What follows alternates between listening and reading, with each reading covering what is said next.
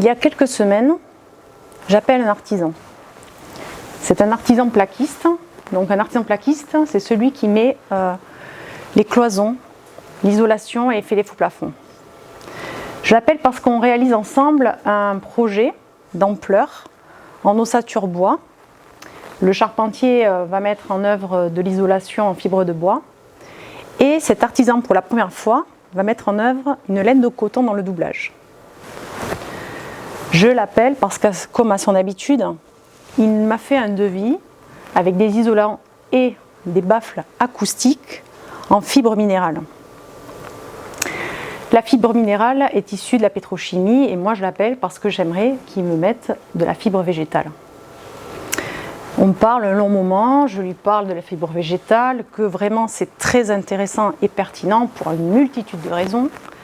Et notamment que pour son cycle de vie, bilan carbone, une excellente qualité de l'air, un très bon niveau thermique, un certain nombre de sujets. On parle, je finis par raccrocher, mais avant, il éclate de rire. Et m'explique en se bidonnant que vraiment je suis à côté de la plaque. Parce qu'il est en train de réaliser un chantier grandissime sur Nîmes Métropole et que pas un seul isolant biosourcé n'est prescrit. Alors dans sa tête, si un chantier d'une telle ampleur, avec une représentation aussi importante, n'a pas d'isolant biosourcé, pourquoi me le demander à ce moment-là? Je raccroche et je passe outre la question de la moquerie. Je me concentre sur ce qu'il m'a dit et je trouve plutôt pertinent finalement. Il a raison. Pourquoi aller chercher un isolant biosourcé quand un bâtiment tel qu'il indique n'en a pas?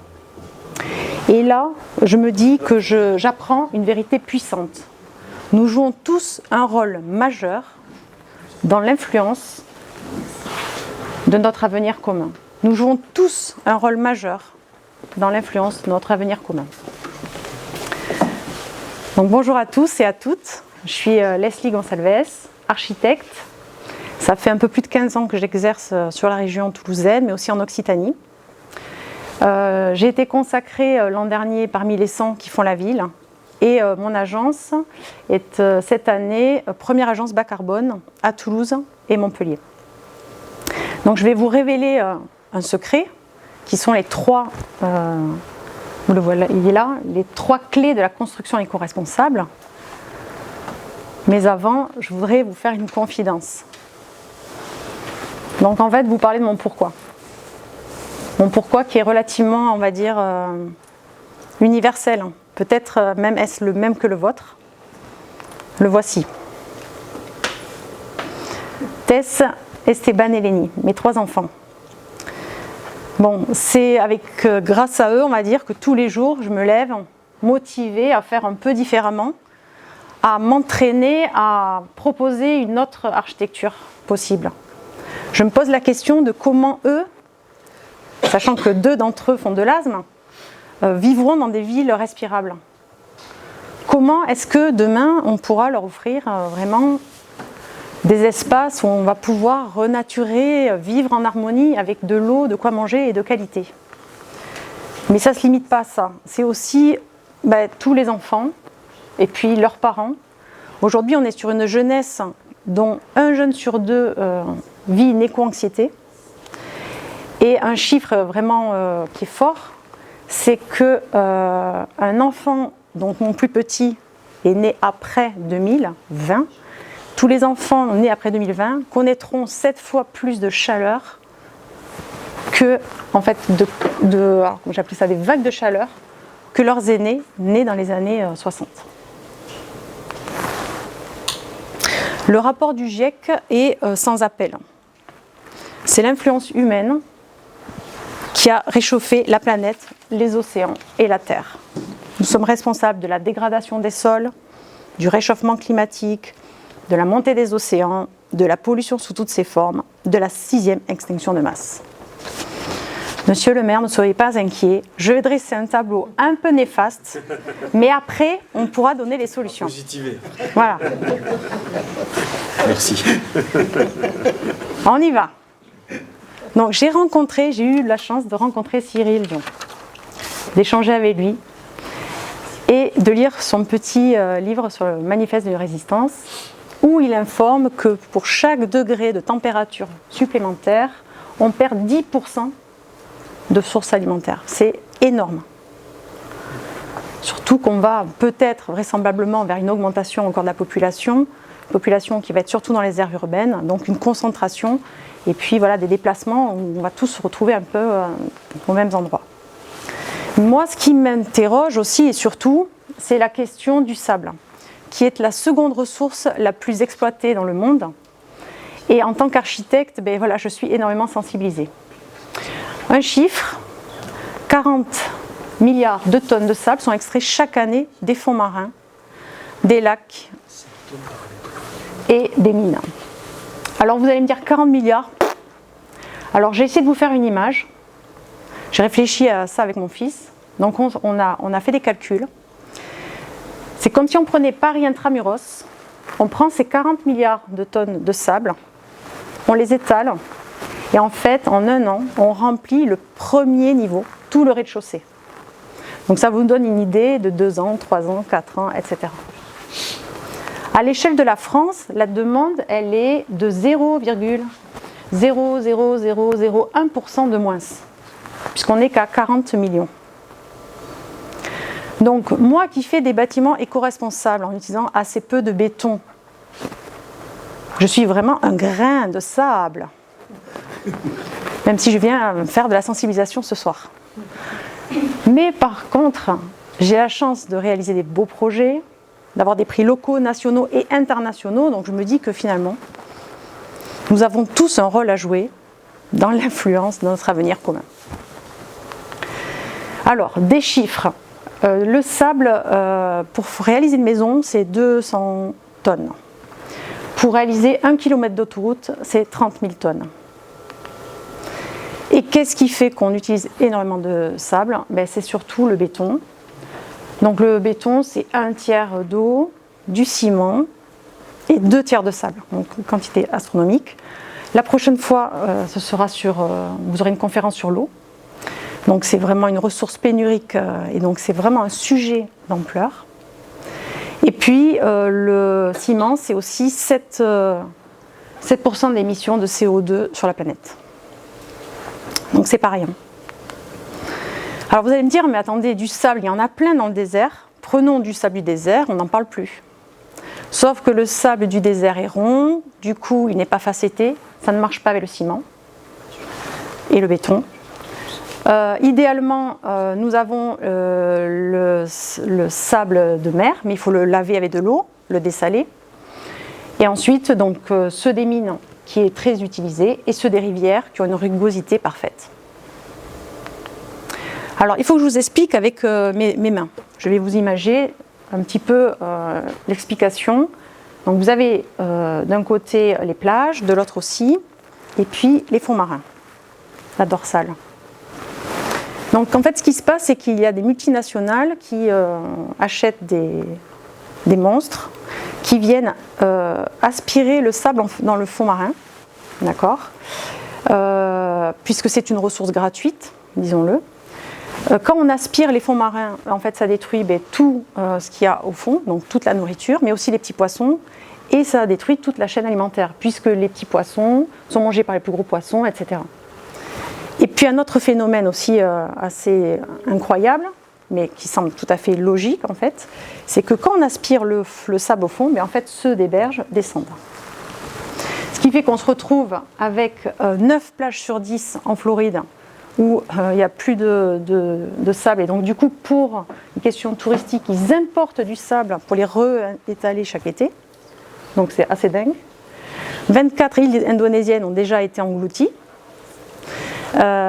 Et puis un certain nombre de choses comme l'érosion des plages. Alors ça c'est quand même un sujet important, c'est-à-dire que le roulis des vagues sur le sable fait que ce roulis est possible et que ça se remet en place. Sauf dès le moment où en fait on a une plage qui est nue, donc à même la terre, la vague va venir entamer la plage et on va perdre un mètre à chaque fois. Et autre phénomène aussi, c'est que l'eau salée en fait vient sur les terres et pollue complètement les sols. Et donc c'est des sols qui ne sont plus, on ne peut plus en tirer d'alimentation. Je pourrais en dire encore d'autres, mais je vous propose, en tout cas, si ça vous intéresse, de voir le reportage de Denis Delestrac qui s'appelle « Le sable, une enquête sur une disparition », que moi j'ai vu 2 fois avec mon époux. La première fois, on a été sur les genoux, on n'a un peu rien fait. C'est ça l'être humain aussi, c'est le moment du choc. Et la deuxième fois, quand on l'a vu, on a dit « là, il faut y aller ». Donc 2008, me voilà, architecte, en train d'exercer, lisant quelques ouvrages et en ayant extrêmement conscience de ce qui va arriver et en se disant waouh, c'est bien de manger local, de faire attention à la décarbonation de ses déplacements, mais comment je vais pouvoir faire? Alors je décide d'exercer pleinement avec mon métier d'une autre façon, de voir en fait et d'utiliser ce métier d'architecte comme un véritable levier. Et donc aujourd'hui, devant vous, je sors du bois. Je suis là pour sensibiliser, faire quelque chose et m'ouvrir à vous. Donc maintenant qu'on a eu cette introduction, je suis prête à vous révéler mes 3 secrets. Enfin. Le premier est d'une simplicité simplissime. Il faut limiter nos impacts. C'est-à-dire que dès le moment où on va réhabiliter, construire, faire quoi que ce soit, de toute façon, il y aura un impact. Donc l'objectif, c'est vraiment de le limiter au maximum, puisque de toute façon, il y aura des déplacements, des jeux de matière, de l'énergie. Alors, je vais vous présenter une quinzaine d'années d'expérience et des projets qui sont des projets qui nous sont, en tout cas les nôtres, donc qui sont concrets et réels. Premier projet, c'est une usine à énergie positive en bois et paille à Pujaudran dans le Gers. C'est un projet qui a reçu de nombreux prix locaux, nationaux et internationaux, dont les Low Carbon des Solution Awards et les Terra Fibra Awards. Ce projet, il est intéressant à plusieurs échelles. La première, c'est qu'aujourd'hui, j'ai des confrères qui le visitent et qui peuvent, pour leur propre projet, réaliser des projets en bois et en paille. Là, c'était pour une usine, c'est ce qui fait un peu la différence, avec aujourd'hui de plus en plus de projets qui se font notamment dans le scolaire, où il y a pas mal de mobilisation. C'est un projet aussi qui a mobilisé à peu près 3000 bottes de paille. Vous voyez ici une fenêtre de vérité dans l'entrée du bâtiment et qui a été récoltée à 30 km de l'usine. Un autre projet, un éco-campus en milieu rural avec 80 logements étudiants entièrement en ossature bois avec 3 types d'isolants. Isolant en ouate de cellulose, fibre de bois et vous pouvez le voir, du liège en façade. Ça, c'est un projet aussi qui a embarqué énormément de solutions, notamment sur l'énergie avec de la géothermie et du photovoltaïque, comme le projet précédent et souvent comme de certains nombres de projets. C'est un projet sur lequel on a aussi fait du réemploi, je vous en parlerai après, parce que c'est un énorme levier pour réduire le niveau carbone de nos bâtiments. Un autre projet qui pour nous fait sens aussi, c'est le projet du Krebs à Toulouse. Donc vous voyez plutôt une peau métallique.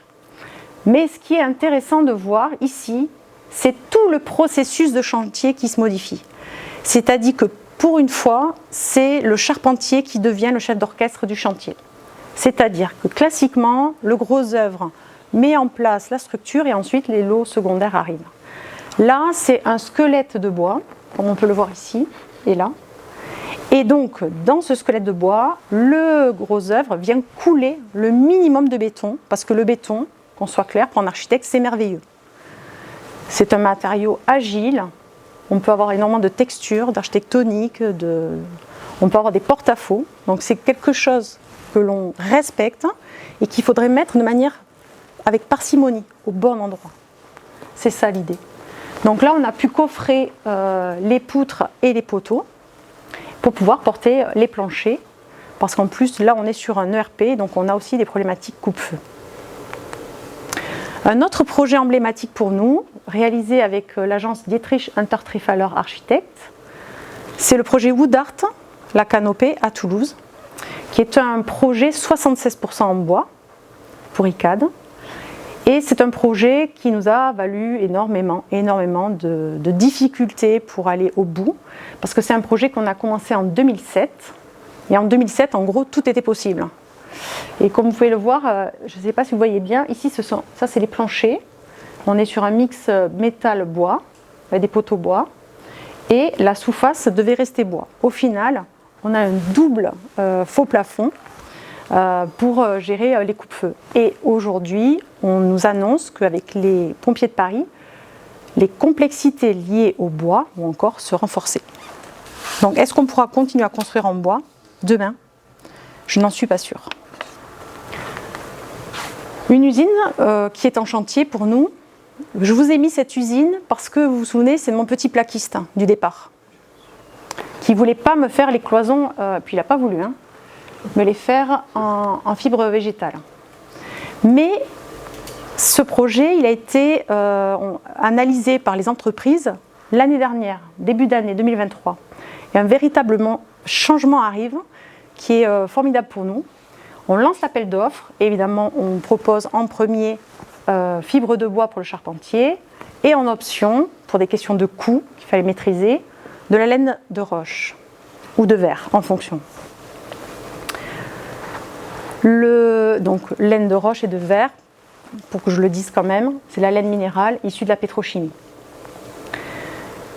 Le charpentier bois qui chiffre ça me dit, en gros, dans son devis, si tu veux de la fibre minérale, issue de la pétrochimie, ce sera 1 € de plus par mètre carré. Moi, ça sera la fibre de bois. D'accord ? Voilà, donc ça veut dire qu'à ce moment-là, on est sur des coûts grâce à l'augmentation de l'énergie et aux problématiques pétrole, où on inverse petit à petit les situations. Donc ça, ayez en tête qu'aujourd'hui, certains isolants sont absolument accessibles. Si je reviens en arrière par rapport à RM, donc le premier projet, l'usine en bois et paille, on avait fait de la paille parce qu'on était sur des murs sur des longueurs de 80 mètres de long pour un bâtiment. À l'époque, en fibre de bois, c'était trop cher. On était à plus 10 € du mètre carré. Et donc la paille nous permettait d'avoir une très belle efficience, très efficace et peu chère par rapport au mètre carré. Aujourd'hui, avec d'autres isolants biosourcés, j'en ai amené quelques-uns, on est capable d'être en coût équivalent. Le bois, je ne parle que de bois, mais il y a quand même un mais. Aujourd'hui, en France, il y a pas mal de forêts, notamment dans nos régions, très peu exploitées et donc assez peu exploitables. On arrive de plus en plus, quasiment sur la totalité de nos projets, à faire du bois local. L'État est en train de se mobiliser là-dessus, mais ce que je veux que vous reteniez, c'est que le climat change, on en a parlé. Et aujourd'hui, nos forêts ne seront pas les mêmes que demain. C'est-à-dire qu'on va voir nos chênes, nos sapins, enfin un certain nombre d'arbres existants actuels qui vont tomber. Et on va donc nous on a étudié les cartes, notamment avec des gens qui se sont venus à l'agence, nous former. Les cartes vont en fait faire en sorte qu'on va être sur un paysage plutôt du sud méditerranéen.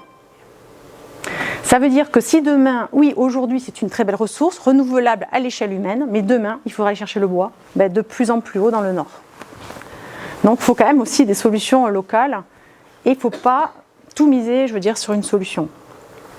Donc je vais vous parler aussi de la terre crue. La terre crue est un matériau exceptionnel. Il faut savoir que aujourd'hui la terre crue abrite quand même 2,5 milliards d'habitants sur le globe, sur les 5 continents. Que ça représente 15% du patrimoine français. Vous avez tous vu des bâtiments en terre crue, même peut-être chez vous. Et que le chiffre, il est excellent, mais pas forcément à conserver. Seulement 0,01% des constructions neuves en France ces 5 dernières années ont été faites en terre crue. Donc c'est vraiment la cata. La terre crue n'existe pas dans le paysage architectural. Donc nous, aujourd'hui, nous utilisons de la BTC, donc c'est des briques qui sont beaucoup plus importantes que ça. Je vous en amène un petit peu là, quelque chose de fin si vous voulez avoir l'opportunité de le toucher. Plusieurs éléments à retenir vis-à-vis de la terre crue. C'est un matériau qui est local. Les gisements sont énormes, sans détruire. C'est-à-dire qu'aujourd'hui, sur le bassin parisien, il y aurait de quoi refaire toutes les maisons de Paris en terre crue et les bâtiments. C'est un matériau que l'on trouve. À l'époque, on faisait les maisons, on prenait à même le sol et ça créait les petites mares et les étangs. C'est des choses qu'on peut mettre dans les équipements publics. Hein, donc je vais vous montrer ça. C'est un matériau kinesthésique. On a envie de le toucher, c'est beau. Ça peut avoir plusieurs teintes, beaucoup plus claires, beaucoup plus foncées. C'est un matériau qui est perspirant. C'est-à-dire que ça coupe l'air, mais ça laisse migrer une hygrométrie. Donc c'est sain. C'est des bâtiments qui sont sains. C'est un matériau que l'on peut réemployer. S'il n'y a pas de ciment à l'intérieur, on peut le réutiliser, puisque là, ce n'est que de la compression. C'est un matériau qui est excellent pour la qualité de l'air. Bon, il a beaucoup d'atouts. Et je pense que vous êtes tous rentrés, je l'espère, j'imagine, dans des bâtiments en terre crue, et on se dit, waouh, il y a la clim ici, tellement qu'il fait bon. Donc je pense que c'est un matériau qu'il faut rendre sexy. Donc, si vous connaissez une vedette du cinéma, ou qui que ce soit qui veut faire une maison exceptionnelle, qui va paraître dans les journaux, je vous propose de la faire pour pouvoir faire de la terre crue, du bois, de l'isolation, et puis après derrière d'afficher vraiment que c'est tendance. Donc là on voit un lycée avec une ossature bois, un remplissage en terre crue, et donc des enfants qui vont vraiment bien vivre dans ces espaces. On va avoir de la géothermie. On a travaillé sur un certain nombre de sujets de protection solaire, etc. Construire en neuf, c'est bien, mais l'idéal, c'est quand même aussi de réhabiliter, de faire avec notre patrimoine existant. Vous avez tous conscience qu'aujourd'hui, avec la loi ZAN, de toute façon, on ne va pas pouvoir artificialiser plus. Et donc la réhabilitation, c'est notre avenir. C'est-à-dire qu'aujourd'hui, la plupart de notre futur est déjà construit. Les villes sont déjà là. Et on va devoir reconstruire les villes les unes sur les autres. Enfin, reconstruire sur la ville. Un projet ici, peut-être que vous l'aviez vu à l'époque, qui est le long à Toulouse, sur le boulevard de la Gare, où on a recherché à redynamiser aussi l'image. Véritablement, être dans une image beaucoup plus contemporaine, du photovoltaïque, un traitement de l'enveloppe du bâtiment et aussi de l'usage qui est très important, avec notamment des terrasses et des balcons qui n'existaient pas, qu'on a rajoutés. Construire aussi avec le déjà là, c'est aussi faire du réemploi de matériaux. Aujourd'hui, nous sommes extrêmement mobilisés dans notre agence. On développe à fond la filière de réemploi et nous allons réaliser, alors ça peut-être ça va vous parler aussi, sur l'île du Ramier, la réhabilitation du hall 9, donc qui est lancé en appel d'offres pour les entreprises cette semaine. Et on va réaliser une déchetterie inversée. Une déchetterie inversée, c'est quoi? C'est un concept absolument génial. C'est-à-dire que vous allez dans votre déchetterie, à l'époque, là vous arrivez dans votre déchetterie, vous posez vos éléments dans les bennes et en fait, ça va être au mieux recyclé. Demain, il vous reste un peu de carrelage, vous allez le poser sur une étagère. Vous avez un vieux radiateur électrique, vous allez le ranger, etc., etc. Et ensuite, vous viendrez, et peut-être que pour une salle de bain, pour une petite crédence, ce petit carrelage pourra vous intéresser. Et donc, on va être dans une logique de réemploi, vraiment à l'échelle communale. Nous, aujourd'hui, ce réemploi, on le fait de plusieurs façons. Ici, sur un bâtiment pour le ministère de la Justice, où on a fait un diagnostic de qu'est-ce qu'on pouvait conserver. Donc, on arrive dans une pièce comme ici, on dit ok, on a du rideau, on a du mobilier, on a du revêtement sol souple, on a du faux plafond, on a de l'éclairage. On détermine tout ça et ensuite, soit on va faire une déconstruction sélective par le biais des entreprises et ensuite, ça va être mis sur un catalogue et ça pourrait être revendu dans une boutique éphémère. idéalement, ce que l'on est en train de mettre en place, qui existe déjà à Montpellier, c'est une plateforme, comme chez Point P. C'est-à-dire qu'un bâtiment va être déconstruit, l'ensemble des matériaux vont être amenés à la plateforme, et vous, demain, en tant qu'artisan, vous arrivez et vous récupérez votre matériau qui aura été, bien sûr, bien conditionné. C'est ça notre avenir. Comment est-ce qu'on réemploie, quand on est architecte, nos matériaux? Alors, on a ici un exemple à l'Éco-Campus, que je vous ai parlé tout à l'heure, avec de la tuile plate, où 50% de la tuile plate de façade est issue de stock dormant. Et un autre élément, ici, le mobilier. Il y a aussi le végétal, mais je vais parler du mobilier. Donc, on arrive on a un menuisier intérieur. On ne le connaît pas, parce que c'est du côté de l'Aude. On arrive dans ces entrepôts. Et alors, vous savez, la pub du café, à l'époque. Vous êtes tous, je suis sûre que vous l'avez vu, cette pub, le village. Alors, il arrivait, il sentait le café. Ah, oui, celui-là. Non, pas celui-là. Ça vous parle, cette pub de café? Bon. Mais nous, on a fait ça. On est arrivé, on a dit, ah, ce panneau mélaminé, il est beau, je le veux. Celui-là, non. Voilà. Donc, en fait, on a établi un peu l'ensemble des éléments qu'on allait pouvoir reconstituer dans notre mobilier. Il y avait aussi à l'époque des poignées, parce que cette entreprise s'était lancée dans l'idée de faire des cuisines en grande quantité. Finalement, ça n'a pas marché. Et donc, l'ensemble de ces éléments ont été réemployés pour faire un mobilier. Et aujourd'hui, sur notre éco-campus, sur les 80 logements, aucun logement n'a un mobilier identique. On s'est cassé la tête, mais ça a marché. Un autre exemple, donc là, je vous ai mis quand même une liste à l'après-vert. On est en train de réaliser le collège Castelnau d'Estrettefond en un plein chantier, au nord de Toulouse. Et on a pu réemployer un ancien transformateur électrique quand même, un parquet, le platelage bois de la terrasse, 70% de la faïence et du carrelage. Et qu'est-ce que j'ai pas dit? Des éléments d'équipement cuisine et du verdet. Donc même dans du neuf, on peut réemployer. Ça devient notre matériau de demain. On arrive à notre deuxième clé, beaucoup plus courte. Construire sur mesure. 1. Limiter nos impacts. 2. Construire sur mesure. Pourquoi construire sur mesure? Construire pour les usagers. On a, il y a quelques années, travaillé avec 17 familles, incroyables, à Bricop. C'est le projet qui a fait qu'on ne construira plus jamais demain comme on construisait avant. Des familles qui se disent, ok, on va habiter dans une coopérative dans lequel on va tous avoir des logements un peu plus petits et avoir des espaces partagés.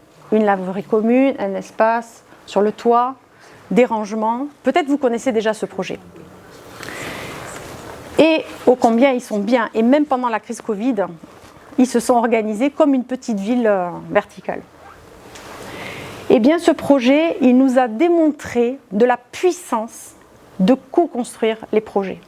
C'est-à-dire que ce n'est pas seulement l'architecte qui prend un risque, c'est l'architecte, le maître d'ouvrage, les entreprises, on embarque tous et on va plus loin dans notre réflexion parce qu'on est juste, parce qu'on est cohérent et que du coup, on n'a pas à déconstruire quelque chose qu'on aurait imaginé que vraiment c'était une très bonne idée et qu'en fait ça n'allait pas. C'est ce qu'on a failli faire d'ailleurs pour l'éco-campus où on s'est quand même un peu planté. Donc on réalise le concours de l'éco-campus et puis on présente aux étudiants notre cellule. Vous ne voyez pas très bien. C'est pas grave, je vais vous expliquer. Et on leur dit, regardez comme on est bon et comme on vous a concocté une belle cellule de logement.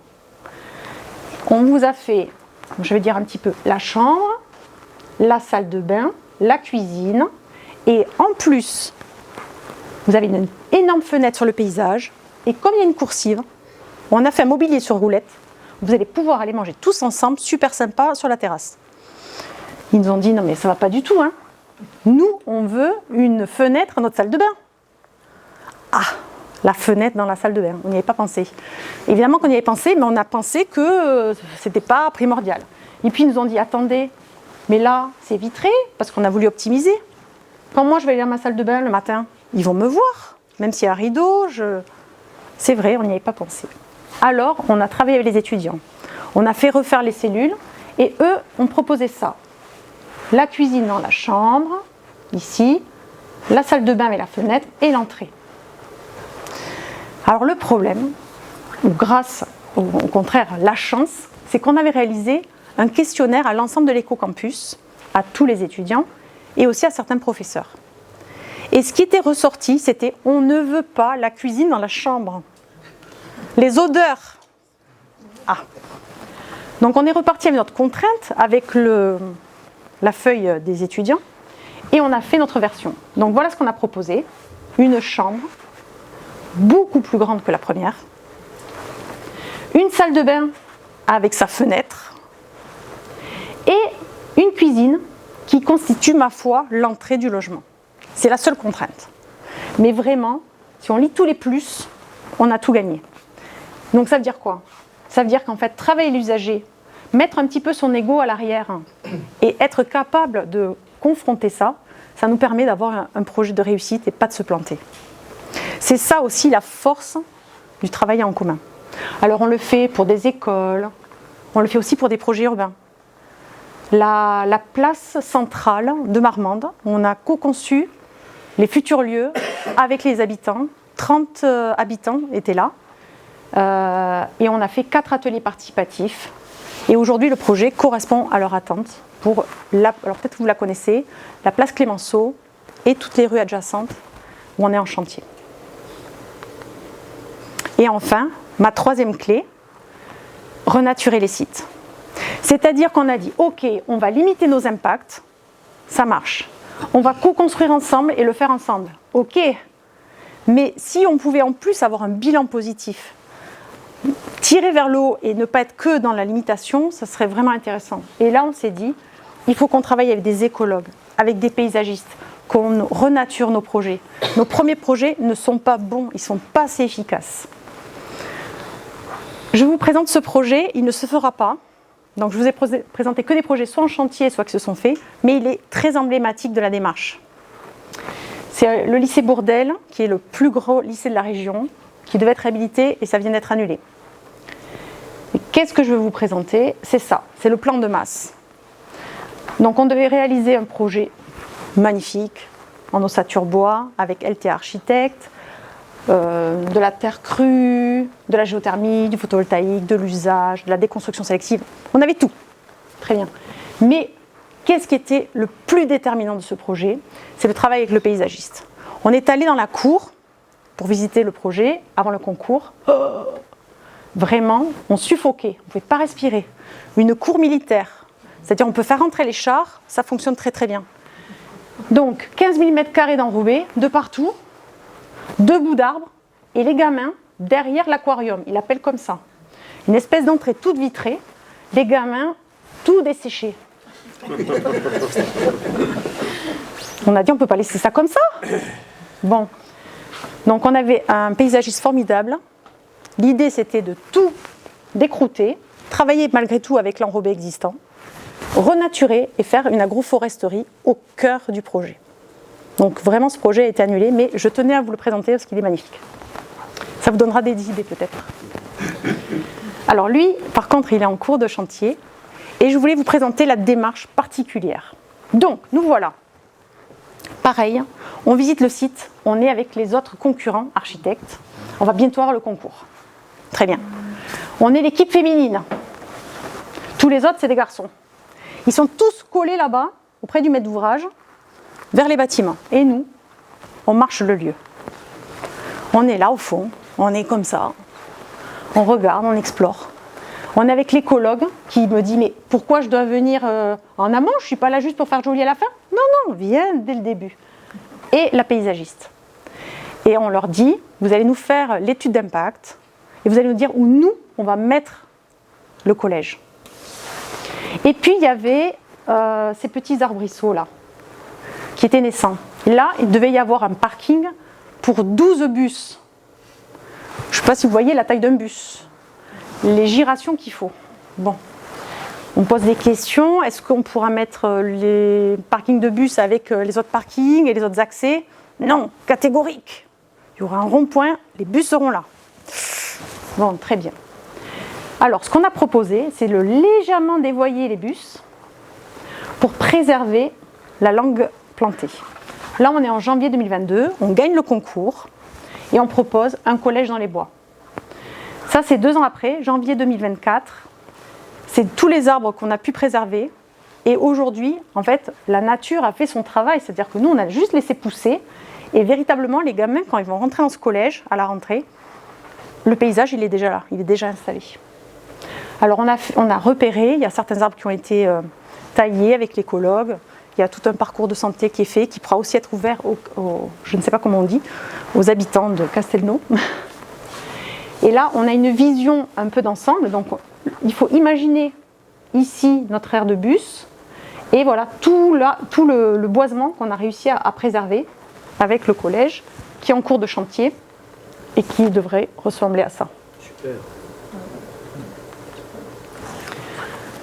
Enfin, pour finir, tout un travail donc, sur la biodiversité avec notamment un travail aussi sur l'éco-campus, j'en parle pas mal, mais on a développé énormément de sujets avec cet éco-campus, avec l'écologue, pour les moineaux, pour les prairies fleuries, et puis aussi un retour d'expérience.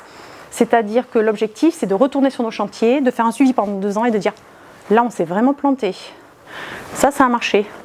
Ça, c'est à refaire. Ça, c'est à revoir. Et toujours s'améliorer, s'améliorer, s'améliorer. Alors, pour finir, la petite haie de Benjess, fait avec les étudiants en atelier participatif.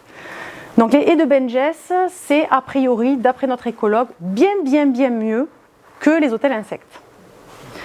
Donc notre VRD, c'est-à-dire celui qui s'occupe de la voirie et des réseaux, nous a mis des piquets. Le petit bois que vous voyez ici, c'est quelque chose qu'on a élagué par rapport à notre éco-campus, qu'on a préservé et gardé de côté, réemploi, et qu'on est venu positionner ici avec nos étudiants pour que demain, la faune et la flore puissent s'entremêler à l'intérieur, et aussi ça fait des coupes-haies, coupe-vent. Voilà, donc ça c'est nos 3 clés: limiter nos impacts, construire sur mesure avec les usagers et renaturer les sites. Et nous jouons tous donc un rôle majeur dans l'influence de notre avenir commun. Et vous alors? Et bravo. Merci.